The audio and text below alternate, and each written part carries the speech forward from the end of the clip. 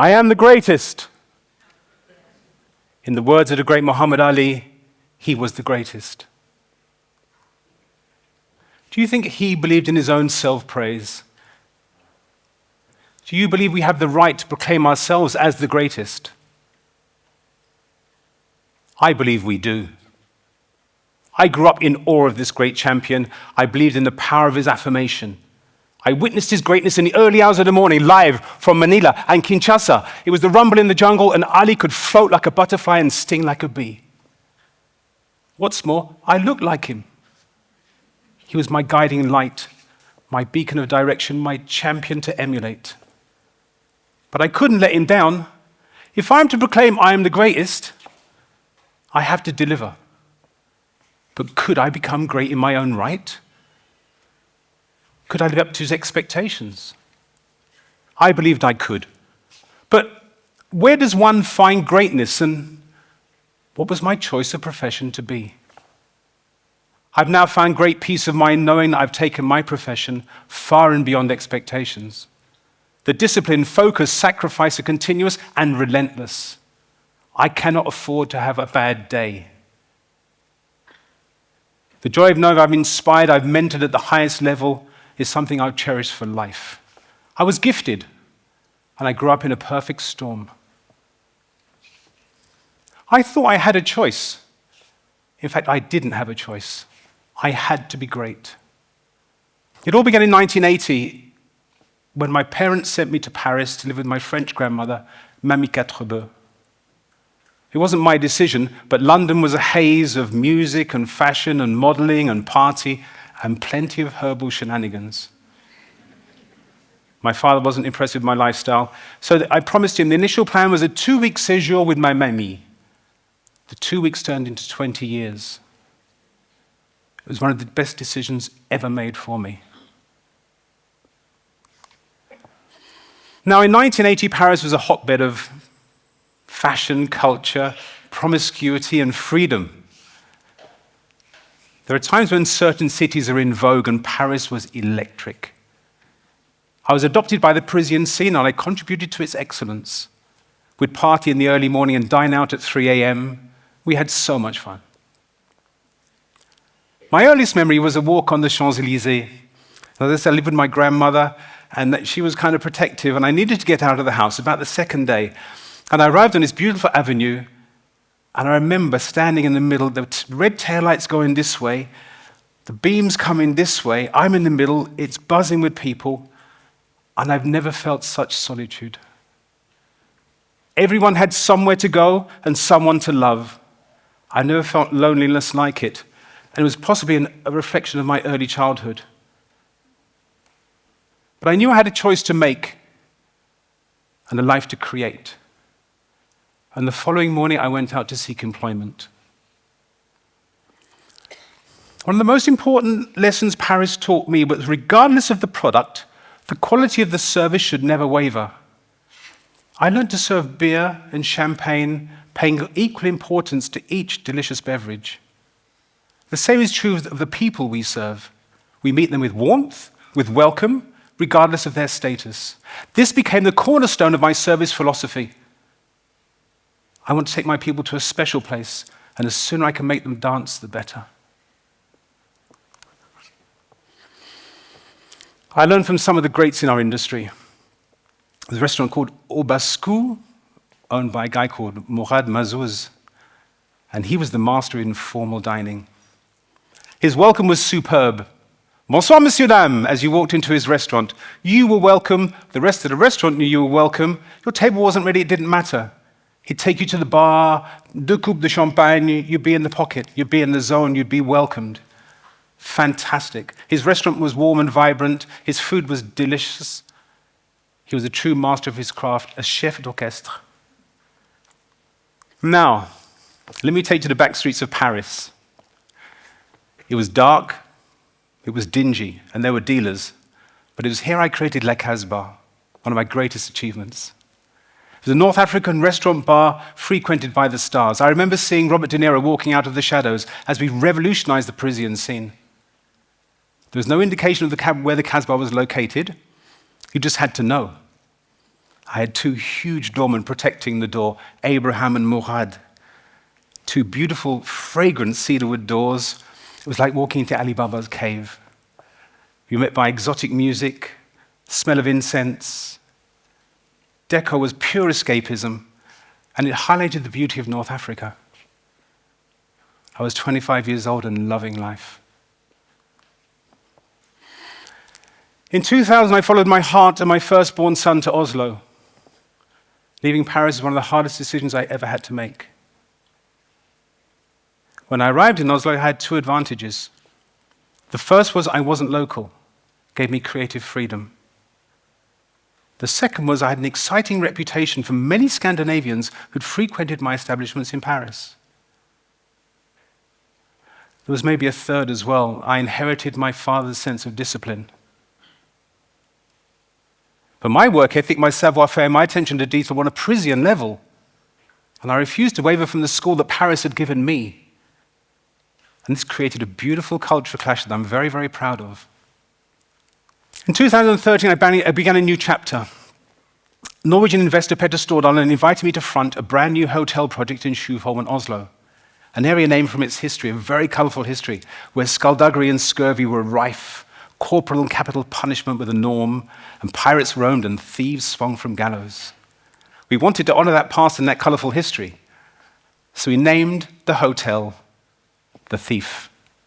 There were heated discussions and threatened resignations, but we prevailed, and together we wove that name into the very soul of the hotel.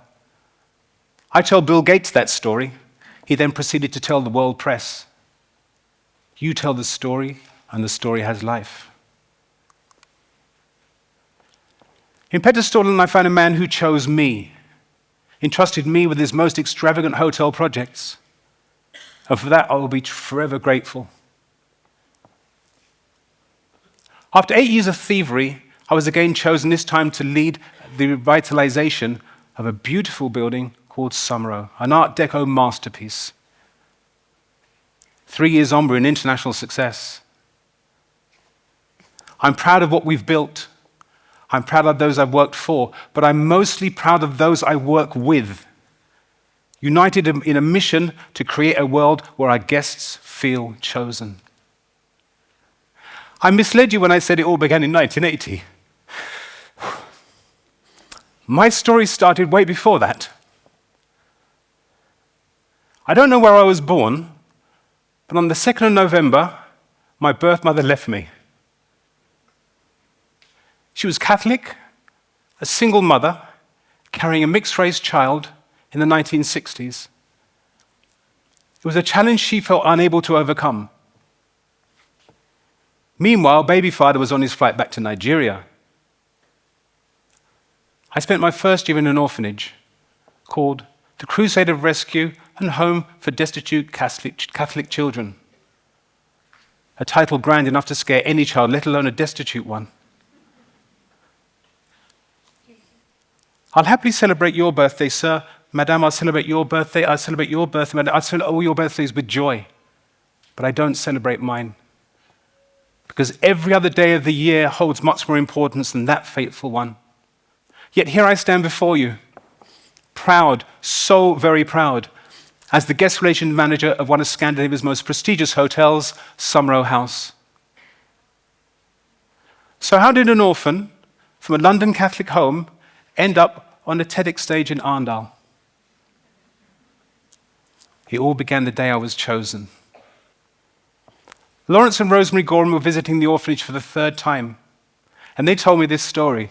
They walked into the ward, there were rows and rows of cots and rows of sleeping children.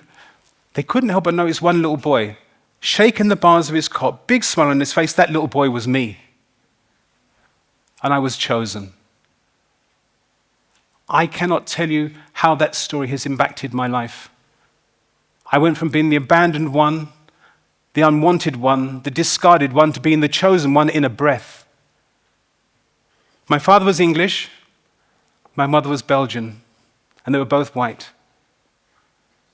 I grew up in a sprawling house in the very affluent London suburb of Wimbledon, surrounded by love, so much love. New parents, new brothers and sisters, Paul, John, Mary, Mark, Anne, Catherine, there was me, and Claire and Lucy. I measured my parents' skin color because it shaped much of my life. I was very not often recognized as my parents' child. There were birthday parties the color of my skin excluded me from. I was stopped in hotel lobbies whilst on holiday with my family. But the first time I really recognized racism, I was 8 years old.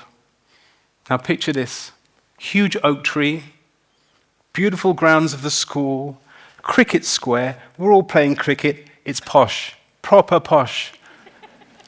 Little boy comes up to me and says, "You look like a monkey and you should go back to Africa." So I hit him, and there was a huge fight.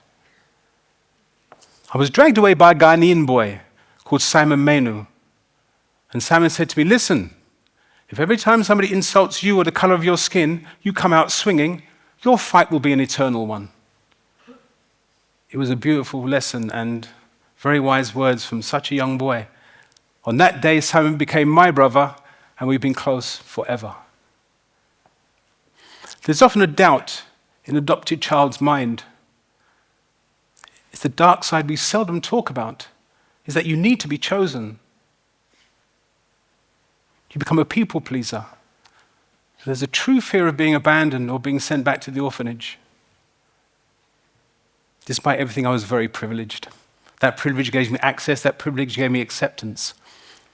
Many of my closest friends, childhood friends, were of Afro-Caribbean origin, but I had a freedom they didn't. I could move between both worlds. I was relaxed in a Brixton barbershop, hanging with the boys, rapping with the boys, and was at ease on the lush greens of some of England's most prestigious golf courses. It was a challenge I embraced. I also had a choice to make as a London boy, as a London black man. I was given access to my roots. The vibrant Afro-Caribbean scene was one I wholeheartedly embraced.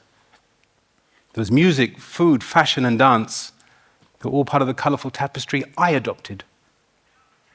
I truly had the best of both worlds.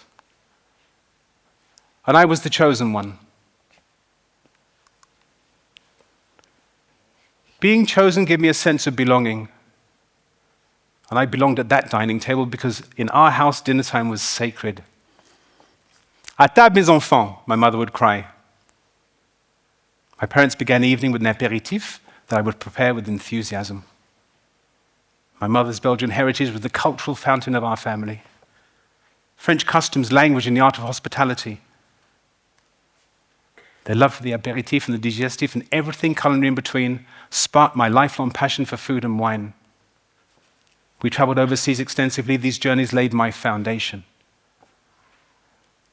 It was there I discovered the joy of making others feel chosen. I didn't know it then, but I was training for the life of hospitality. I love my profession. I've always had faith in my choice of vocation, as others had faith in me. It's proof I've achieved my goal, to become the greatest I could be, just like Muhammad Ali. I believe in life we've all been chosen to do something. You can embrace that thought, challenge that thought, dismiss that thought, romanticize that thought.